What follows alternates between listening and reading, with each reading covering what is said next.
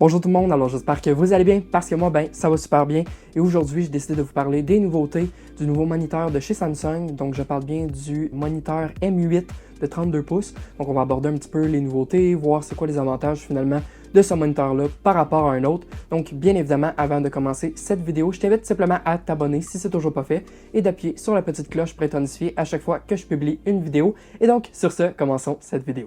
Donc, si vous me connaissez depuis quand même quelques années, je commence toujours avec la portion design parce que pour moi, c'est quelque chose qui m'importe beaucoup. Surtout quand j'achète un produit, j'aime que ce soit esthétiquement beau. Et à ce niveau-là, Samsung a vraiment frappé dur avec son moniteur M8. Je pense qu'aujourd'hui, au niveau des moniteurs chez Samsung, c'est vraiment, je trouve, esthétiquement parlant, le design le plus réussi. Encore là, ça dépend, les goûts, c'est subjectif. Mais néanmoins, je trouve que aujourd'hui, c'est vraiment un des moniteurs les plus beaux commercialisés par Samsung.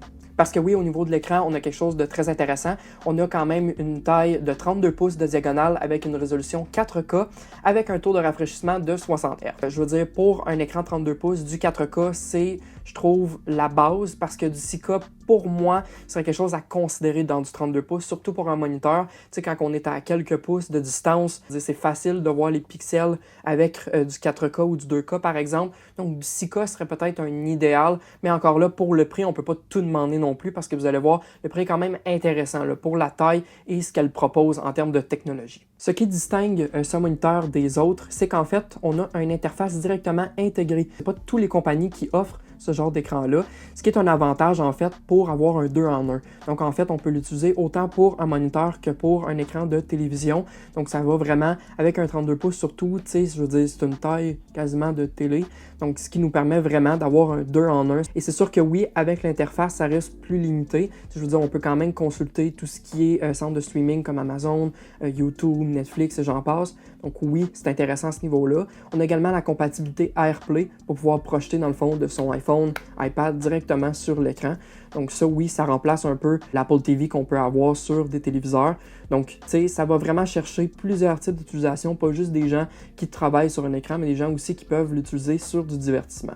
Autre chose à savoir aussi, c'est qu'on a l'option d'avoir la webcam, donc qui est directement magnétique à l'arrière du moniteur, ce qui fait qu'on peut l'attacher ou le détacher. Donc vraiment pour les gens justement qui ne veulent pas nécessairement utiliser la webcam tout le temps ou qui est stressé par rapport à la webcam qui est toujours activée, ben sachez qu'on peut l'enlever quand c'est nécessaire ou non. Et au niveau de la résolution de la webcam, ça ressemble à quoi? En fait, on a du 1080p en 60 images secondes qui permet également de réduire les bruits ambiants. Donc, si par exemple, on a un moteur de tondeuse ou vraiment du bruit qui est en arrière-plan, ça nous permet vraiment de juste garder la voix de la personne qui parle et non du bruit extérieur. Je porte votre attention également aussi au niveau du pied de l'écran, parce qu'on a quelque chose d'esthétiquement beau au niveau du pied, mais c'est vrai qu'après, on a quelque chose de pratique aussi, parce qu'on peut ajuster autant la hauteur que l'inclinaison. Donc, c'est loin d'être en extra, sachez-le, parce que certaines marques facturent en extra des inclinaisons. Je ne dirais pas de marque, mais sûrement que vous le sachez. Je porte votre attention également aussi sur les connectiques sur l'écran, parce que oui, on en a très peu. C'est pas mal, je vous dirais, le point faible de cet écran-là.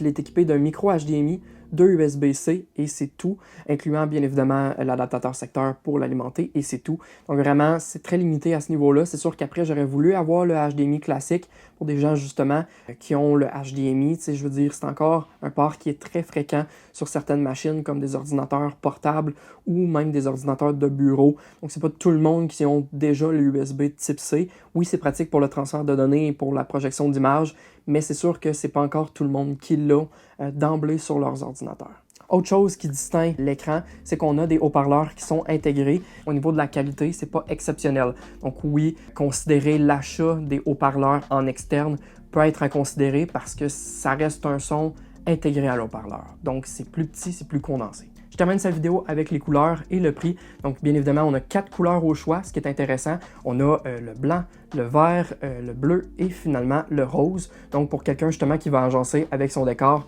ça devient intéressant à savoir. Et pour le prix, c'est à partir de 849 $. Donc, un prix qui est considérable, sachant le marché aujourd'hui avec des écrans dans le 32 pouces. Je veux dire, aujourd'hui, c'est très dur de trouver un prix de 1000 $ et moins dans les tailles de 32 pouces en 4K. Donc, vraiment, si vous recherchez un écran pas trop cher avec une belle résolution et une bonne taille d'écran, c'est vers ce moniteur-là qu'il faut se tourner. Donc, bien évidemment, c'est ce qui termine cette vidéo. J'espère que ça vous a plu. Si c'est le cas, n'hésitez pas à mettre un petit thumbs up. Et sur ce, on se retrouve dans une prochaine vidéo. Sur ce, salut!